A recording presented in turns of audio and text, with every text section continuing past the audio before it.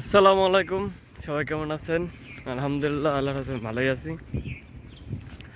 তো চলে আসছে আবার নতুন একটা ভিডিও নিয়ে। আজকে আছি ঘেরের কোলে, আর আমার ডাইন পাশে বিল, আমার বাম পাশে আমাদের ঘের।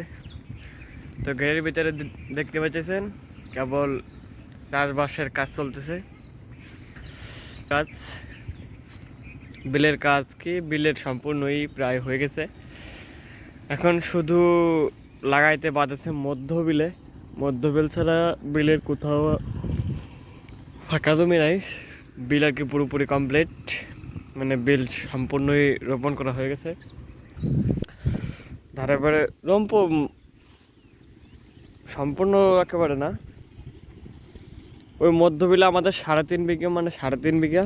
আর এর মাঝে মাঝে যেখানে আর কি প্রচুর পানি, মানে মধ্য বিলটা নিচু, তো মানে উপরের জমি থেকে ওই জায়গাটা নিচু, ওইখানে পানি হালকা বেজে থাকে। তো ওইখানে রোপণ করতে এখনো প্রায় 15-20 দিন পরে যে রোপণ করতে হবে। ওইখানে আনুমানিক এখনো প্রায় 10-15 বিঘা এখনো আর কি এটা পানি তুলে রয়েছে। তো ওটা আর কি রোপণ করতে এখনো প্রায় 20-25 দিন লাগবে, তারপরে যেটা রোপণ করতে হবে। আর এই দেখতেছেন এই জলগান আমাদের ঘেরের ভিতরে, ওই যে ওইখানে মেশিন আছে।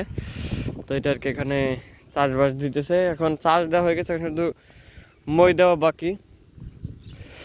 তো আমরা এটা বলি আর কি দর দেওয়া দর দেওয়া দর দেওয়া বাকি আছে। তো সেটা দেওয়ার পরে জমি ঠিকঠাক করে এটা এখানেও রোপণ করা হয়ে যাবে।